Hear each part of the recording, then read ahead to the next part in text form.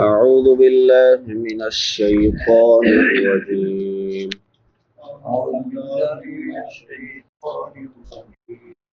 بسم الله الرحمن الرحيم.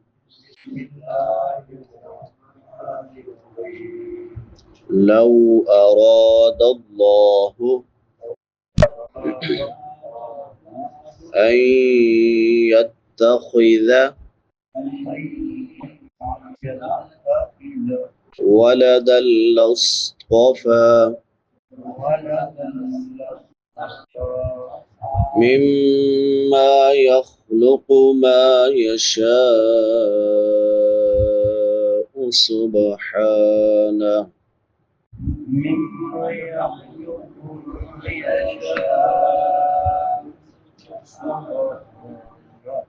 هو الله الواحد القهار.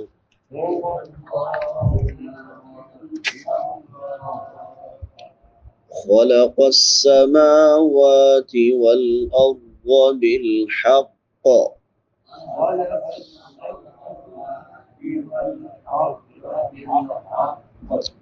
يكبر الليل على النهار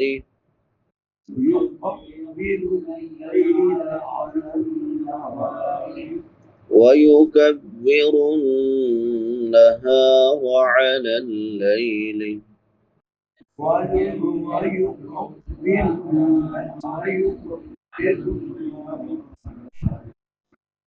وسخر الشمس والقمر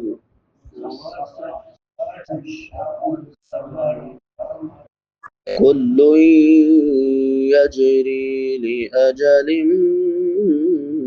مسمى.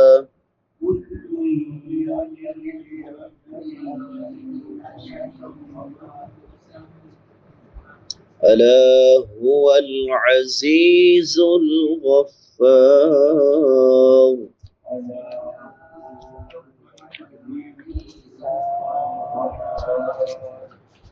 لو أراد الله أن يتخذ ولدا لاصطفى مما يخلق ما يشاء سبحانه. هو الله الواحد القهار. خلق السماوات والأرض بالحق يكبر الليل على النهار ويكبر النهار على الليل وسخر الشمس والقمر كل يجري لأجل مسمى. ألا هو العزيز الغفار.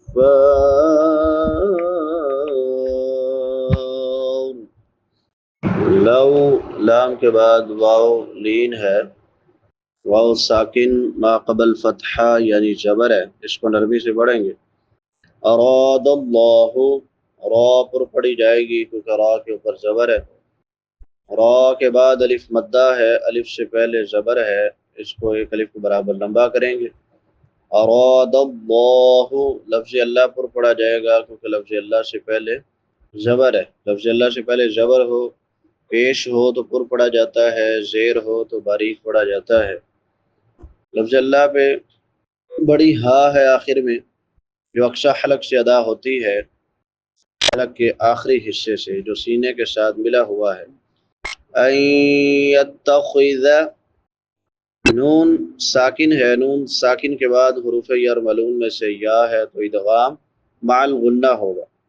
गुन्ना आवाज़ को नाक में छुपा कर अदा करना एक अलिफ की मिकदार के बराबर। खौ और पढ़ी जाएगी क्योंकि मोटे हरूफ में से है। लाल नरम हरूफ में से है। तीन हरूफ जो नरमी से अदा होते हैं, सा लाल वा, तो इसको नरमी से अदा करेंगे। वलदल्लस्तफ़ा दाल पे नून तनवीन है, बाद में हुरूफ यार मलून में सलाम है तो इदगाम बिला गुन्ना होगा। लस्तफ़ा سیٹی والے حروف میں سے بھی ہے اور موٹے حروف میں سے بھی ہے، موٹا بھی کریں گے، سیٹی بھی ادا کریں گے۔ تو موٹے حروف میں سے ہے، پر پڑھیں گے۔ فا کے اوپر کھڑی زبر ہے، کھڑی زبر کھڑی دیر الٹا پیش کو ایک ایک الف کے برابر لمبا کرتے ہیں۔ میم میم مشدد ہے، شد والی میم پہ غنہ ہوتا ہے۔ یخلق ما یشاء، شین کے بعد مد متصل ہے کیونکہ حمزہ اسی کلمہ میں ہے۔ سبحانہ، با حروف قلقلہ میں سے ہے، قلقلہ یعنی حرف کو ہلا کے پڑھنا۔ 5 حروف جن پہ قلقلہ ہوتا ہے، قاف طا با جیم دال، جن کا مجموعہ قطب جدین ہے۔ سین سیٹی والے حروف میں سے ہے، سیٹی کے ساتھ ادا کریں گے۔ سبحانہ، حا چھوٹی حا ہے، حلق کے درمیان سے ادا ہوتی ہے جہاں سے عین ادا ہوتی ہے۔ هو اللہ، لفظ اللہ پر پڑھا جائے گا کیونکہ لفظ اللہ سے پہلے زبر ہے۔ واحد القہار، خلق السماوات والارض، را پر پڑھی جائے گی کیونکہ را ساکن ما قبل فتحہ یعنی زبر ہے۔ ضاد کو بھی پر پڑھیں گے، موٹے حروف میں سے ہے۔ بالحق یکبر اللیل، لام کے بعد یا لین ہے، یا ساکن ما قبل فتحہ یعنی زبر ہے، اس کو نرمی سے ادا کریں گے۔ علی النہار، عین حلق کے درمیان سے ادا ہوتی ہے، نون مشدد پہ غنہ ہوگا۔ وَيُكَبِّرُ النَّهَارَ عَلَى اللَّيْلِ وَسَخَّرَ الشَّمْسَ وَالْقَمَرَ كُلٌّ يَجْرِي، لام پہ نون تنوین ہے، بعد میں حروف یرملون میں سے یا ہے تو ادغام مع الغنہ ہوگا۔ یجری، جیم پہ قلقلہ ہوگا اور را کو باریک پڑھیں گے کیونکہ را کے نیچے زیر ہے، را کے بعد یا مدہ ہے، الف برابر لمبا۔ لِأَجَلٍ مُّسَمًّى، نون تنوین کے بعد میم ہے، حروف یرملون میں سے تو ادغام مع الغنہ ہوگا، میم مشدد ہے، اس پہ غنہ ہوگا۔ الا هو العزیز الغفار، زا سیٹی والے حروف میں سے ہے، 3 حروف جو سیٹی کے ساتھ ادا ہوتے ہیں، زا سین صاد، تو اس کو سختی سے پڑھیں گے۔ غفار، غین بھی پر پڑھی جائے گی اور را بھی پر پڑھی جائے گی، باقی ساری چیزیں بیان ہو گئی۔ لو اگر اراد اللہ، اللہ چاہتا، ان یتخذ یہ کہ وہ بنائے، والدن اولاد، لاصطفیٰ تو وہ ضرور چن لیتا، مما یخلق ان میں سے جنہیں وہ پیدا کرتا ہے، ما یشاء جسے چاہتا۔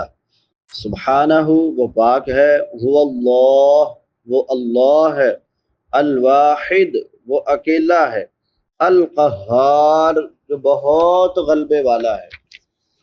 خلق السماوات والارض بالحق، خلق پیدا، اس نے پیدا کیا، السماواتی آسمانوں کو، والارض اور زمین کو، بالحق حق کے ساتھ۔ یکبر اللیل، یکبر وہ لپیٹتا ہے، اللیل رات کو، علی النہار دن پر، ویکبر اور وہ لپیٹتا ہے، النہار دن کو، علی اللیل رات پر، وسخر الشمس والقمر، وسخر اور اس نے تابع کر رکھا ہے، الشمس سورج کو، والقمر اور چاند کو، کل یجری ہر ایک چل رہا ہے، لأجل مسمى ایک مقرر وقت کے لیے، الا سن لو، ہوا وہی، العزیز سب پر غالب ہے، الغفار نہایت بخشنے والا ہے۔ لو اراد اللہ ان یتخذ ولدا، اب اس آیت میں مشرکین کے ایک اور شرک یعنی اللہ رب العالمین کے لیے اولاد کی نفی فرمائی گئی ہے، کیونکہ ان میں سے بعض کہتے تھے کہ عزیر علیہ السلام اللہ کے بیٹے ہیں، اور بعض کہتے تھے کہ عیسیٰ علیہ السلام اللہ تعالیٰ کے بیٹے ہیں، اور بعض فرشتوں کو اللہ کی بیٹیاں قرار دیتے تھے۔ ظاہر ہے اولاد 2 طرح کی ہو سکتی ہے، ایک حقیقی اولاد ہوتی ہے اور ایک منہ بولی اولاد بنا لینا، یہ 2 قسم کی اولاد ہے۔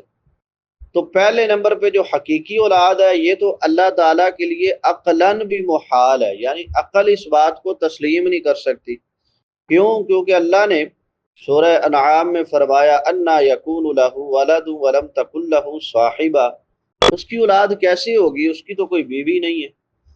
وخلق کل شیء، اس نے ہر چیز پیدا کی ہے، وہو بکل شیء علیم، اور وہ ہر چیز کو خوب جاننے والا ہے۔ یعنی اللہ کی کوئی بیوی نہیں ہے۔ بھائی جب بیوی نہیں ہے تو اولاد کیسے ہوگی؟ یہ تو عقل بھی نہیں مانتی اس بات کو۔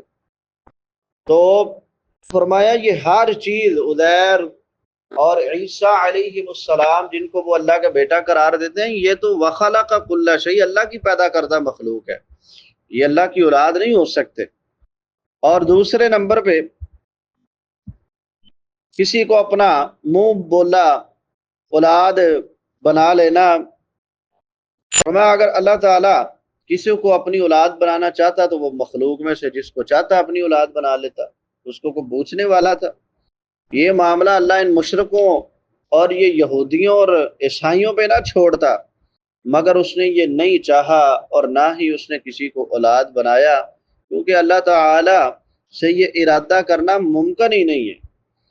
آگے فرمایا سبحانہ، وہ پاک ہے، یہ اللہ کے اولاد نہ بنانے کی دلیل ہے۔ سورہ بقرہ میں اللہ نے فرمایا وقالوا اتخذ اللہ ولدا سبحانہ بل لہ ما فی السماوات والارض کل لہ قانتون، کہ انہوں نے کہا اللہ نے اولاد بنا رکھی ہے۔ اللہ نے فرمایا سبحانہ، وہ پاک ہے، بل لہ ما فی السماوات والارض، بلکہ آسمان و زمین میں جو کچھ ہے سب اسی کا ہے، کل لہ قانتون، سارے اس کے فرما بردار ہیں۔ اب اس ایک آیت میں اللہ تعالیٰ نے تین طرح سے اولاد بنانے کا رد کیا ہے۔ پہلے نمبر پہ تو سبحانہ ہے، بھائی وہ پاک ہے، اس کے تو لائق ہی نہیں ہے کہ وہ کسی کو اپنی اولاد بنائے۔ دوسرے نمبر پہ فرمایا بل لہ ما فی السماوات والارض، یہ جو کچھ زمین و آسمان میں سارا کچھ ہی اس کا ہے، اسی نے اس کو پیدا کیا۔ اس میں عزیر علیہ السلام بھی آتے ہیں، اس میں عیسیٰ علیہ السلام بھی آتے ہیں، اس میں فرشتے بھی آتے ہیں، وہ بھی اس کے بنائے ہوئے ہیں۔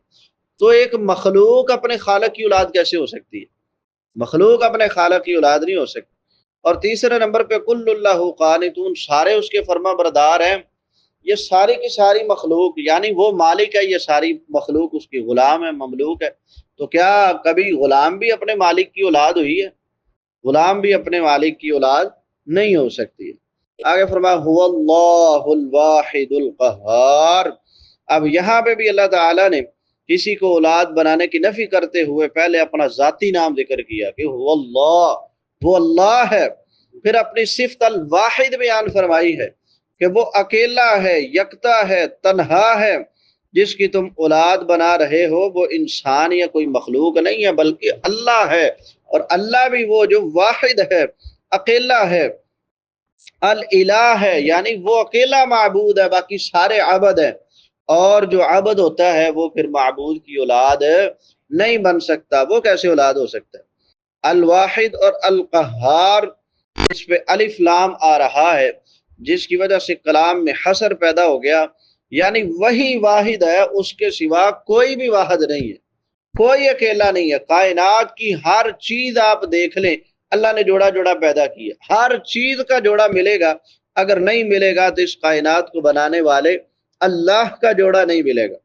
اور پھر القہار، وہی قہار ہے، اس سے بھی اولاد کی اور ہر قسم کے شریک کی نفی ہو گئی ہے، کیونکہ ہر چیز اس کی مقہور ہے، وہ قہار ہے، یعنی وہ سب پر قاہر اور غالب ہی نہیں بلکہ قہار اور زبردست غالب ہے، جبکہ باپ اور بیٹے کا معاملہ ایسا نہیں ہوتا ہے۔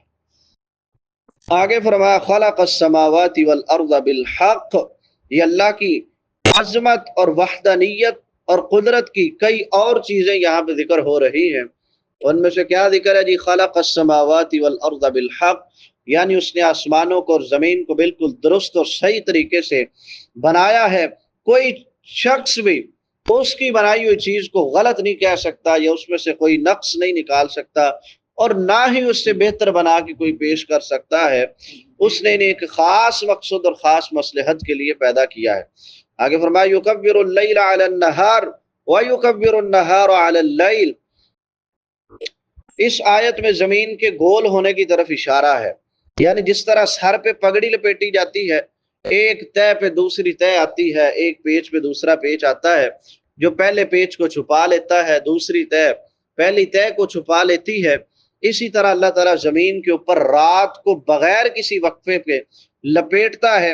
جیسے جیسے رات کا پیچ آگے بڑھتا ہے، رات کی تہ آگے بڑھتی ہے، دن کی تہ جو ہے وہ سمٹتی جاتی ہے، اکٹھی ہوتی جاتی ہے، اور آخر کار جب رات کی تہ چھا جاتی ہے تو وہ ختم ہو جاتی ہے۔ اسی طرح وَيُكَبِّرُ النَّهَارَ عَلَى اللَّيْلِ، دن کو رات پہ لپیٹتا ہے، یعنی سورج جب صبح نکلتا ہے تو تاریکی سمٹتی جاتی ہے، رات کی جو تاریکی ہے وہ چھپتی چلی جاتی ہے، اور سورج کی روشنی جو ہے وہ پھیلتی چلی جاتی ہے، یہاں تک کہ ہر طرف روشنی ہی روشنی ہو جاتی ہے اور تاریکی جو ہے وہ چھپ جاتی ہے۔ آگے فرمایا وَسَخَّرَ الشَّمْسَ وَالْقَمَرَ، اس نے سورج اور چاند کو اپنے تابع کر رکھا ہے۔ مجال ہے کہ وہ تھوڑا سا بھی جو نظام اس نے مقرر کیا ہے سورج اور چاند کا، اس سے آگے پیچھے ہو جائے، کبھی سورج آدھا گھنٹہ لیٹ نکلا ہو اپنی مرضی سے، نہیں، جو وقت اس نے اس کو دیا ہے اس نے اپنی اسی وقت پہ آنا ہے، نکلنا ہے، اور اسی وقت پہ جانا ہے، غروب ہونا ہے۔ اور اسی طرح چاند ہے، سورج سال میں اپنا چکر پورا کرتا ہے، چاند ایک مہینے میں اپنا چکر پورا کرتا ہے، تو یعنی یہ اللہ کا نظام ہے، وہ اللہ اتنا زبردست ہے، وہ اتنا قہار ذات ہے، عزیز ذات ہے، کہ یہ سورج اور چاند جیسی بڑی بڑی مخلوقات بھی اس کے تابع اور اس کے فرما بردار ہیں۔ اللہ هو العزیز الغفار، فرمایا اس آیت کے مضمون پر خوب غور کرو۔ اللہ اس مقصد کے لیے آیا کہ خوب غور کرو اور اس پہ خاص توجہ دو۔ العزیز، وہ یعنی جس نے آسمان و زمین کو حق کے ساتھ پیدا کیا، اور جو رات کو دن پر لپیٹتا ہے، دن کو رات پر لپیٹتا ہے، وہی سب پہ غالب ہے۔ کسی میں اتنی طاقت نہیں ہے کہ وہ جو کرنا چاہے اسے روک دے، اور جسے وہ روکنا چاہے اسے کر گزرے۔ الغفار، یعنی اتنے غلبے، اتنی طاقت اور اتنی قوت کے باوجود اس نے اپنے نافرمانوں کو جو اس کے ساتھ شریک بنانے والے ہیں ان کو اس نے مہلت دے رکھی ہے۔ اس کی وجہ یہ ہے کہ وہ بے پناہ غلبے کے ساتھ ساتھ بندوں کے گناہوں پہ پردہ بھی ڈالنے والا ہے۔ الغفار، جو بے حد بخشنے والا بھی ہے۔ اللہ تعالی حق بات کو پڑھنے، سمجھنے، اس پر عمل کرنے اور اس کو آگے پھیلانے کی توفیق عطا فرمائے۔ وآخر دعوانا ان الحمد للہ رب العالمین۔